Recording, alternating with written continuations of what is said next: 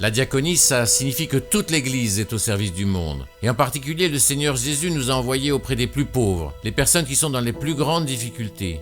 Et d'ailleurs, toute la Bible, de toute façon, nous invite à l'attention aux pauvres, aux prisonniers, à la veuve, l'orphelin, l'immigré, le malade. Et toutes ces personnes qui sont dans notre foi chrétienne des visages du Christ auxquels nous sommes invités à être attentifs, non pas simplement parce qu'il faut être gentil, mais bien parce que c'est là qu'on découvre la présence du Christ. Comme ils ont tout perdu, leur seule issue c'est Dieu. Je trouve qu'ils ont une relation avec Dieu que d'autres n'ont pas en fait.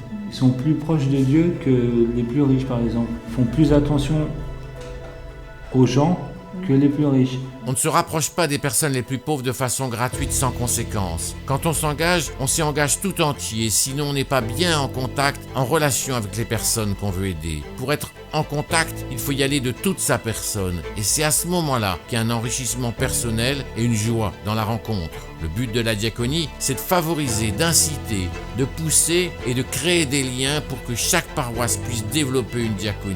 Il n'y a pas de chrétien sans charité, sans diaconie, ça n'est pas envisageable. Les pauvres ont leur place et ils sont prioritaires. En février 2022, quand la guerre a démarré en Ukraine, au niveau diocésain, à la diaconie brétilienne, on s'est mobilisé, questionné. On a affrété un car pour aller à Varsovie. Quand on est arrivé dans un grand camp de réfugiés à Varsovie, il y avait 4000 personnes réfugiées ukrainiennes dans ce camp. Une cinquantaine de personnes ont pu prendre place dans notre car. Alors évidemment, c'est seulement une goutte d'eau, mais chaque goutte d'eau peut permettre au monde d'avancer. Et c'était toute une organisation qui a fonctionné. On peut dire que ça a fonctionné merveilleusement et que c'est l'ensemble du diocèse qui a travaillé. Je pense que c'est bien que l'église en Ille-et-Vilaine du diocèse de Rennes ait pu faire sa part. Donc c'est vraiment la mission, je pense, de la diaconie brétilienne, à la fois l'encouragement et le soutien. Quand les pauvres sont accueillis par une paroisse, ils ne sont pas accueillis seulement par une personne ou par une famille, mais bien par tout un groupe, toute une diaconie paroissiale. Et c'est les différents groupes au niveau du diocèse qui ont agi chacun là où ils étaient, en prenant en charge le logement, la scolarisation, l'apprentissage du français, les démarches administratives auprès de la préfecture, les démarches pour trouver du travail dans la mesure du possible. C'est vraiment la diaconie paroissiale qui renforce toute la communion et c'est la communion en église qui renforce la diaconie. Merci beaucoup. Après, je ne sais pas si ça va marcher, mais au moins... Oui, très bien, oui. À Cesson-Sévigné, on a découvert presque par hasard un hôtel avec 180 personnes en situation de précarité majeure, à peine à 500 mètres de l'église. On est entré en relation avec les personnes de l'hôtel social d'une façon discrète, progressive et uniquement en installant 2 barnums tous les mercredis après-midi avec des jeux. Et tout le monde a trouvé que c'était beau, que c'était joyeux, que c'était heureux et notre groupe progressivement a augmenté. Il faut que chaque paroisse imagine, organise, invente la charité comme elle le veut, comme elle le souhaite. Le Christ était la pierre d'angle et il faisait des plus pauvres la vie, la prière, la foi de l'Église. Toute la paroisse doit être mobilisée dans cette action avec une envie de participer, de faire quelque chose. Parce que faire le bien, ça rend heureux. Ça rend toujours heureux et chaque diaconie doit inventer l'activité qui s'adapte à la situation particulière et locale qu'elle veut vivre. C'est là qui est avec nous Nos grands-pères et nos grands-mères.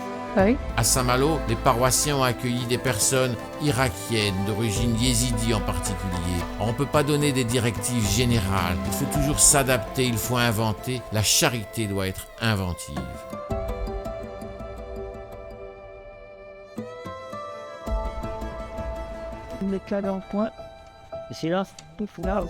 Depuis 40 ans, l'association Accueillir et Partager de la paroisse Saint-Augustin apporte des meubles à la demande des travailleurs sociaux. Il y a une vraie unité dans cette équipe, une belle fraternité. On est vraiment heureux de participer ensemble à cette action des meubles tous les lundis.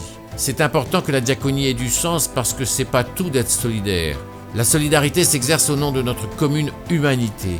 Mais la diaconie, c'est bien au sens de notre participation à l'Église. C'est parce que nous faisons Église que nous sommes une diaconie. Faire Église, c'est aussi vouloir suivre le Christ. Mais pour ça, il est nécessaire de temps à autre qu'on prenne du temps, du recul. le temps de la relecture, le moment de regarder ce qui a été fait, ce qui a été vécu, comment on l'a vécu et quel sens ça a. La diaconie, parce que ce n'est pas seulement des actions, mais bien une foi vécue au plus proche du Christ. Une église qui sort, qui part, qui accueille et qui annonce. Là, c'est Jonas. Alors j'invite chaque chrétien du diocèse, chaque catholique à avoir ce sens de la charité. C'est vital pour un chrétien de vouloir rencontrer le Christ et il est essentiel aussi que les pauvres soient enfin pris en compte pour la singularité de leurs paroles. Ils ont une sensibilité à la parole de Dieu, une sensibilité qui doit enrichir toute l'Église. Alors si je n'ai pas la charité, je ne suis qu'un cuivre qui résonne. Sans la charité, je ne suis rien, disait saint Paul dans sa lettre aux Corinthiens. Il est essentiel que chaque chrétien ait ce désir de rencontrer le Christ qui est présent auprès des plus pauvres.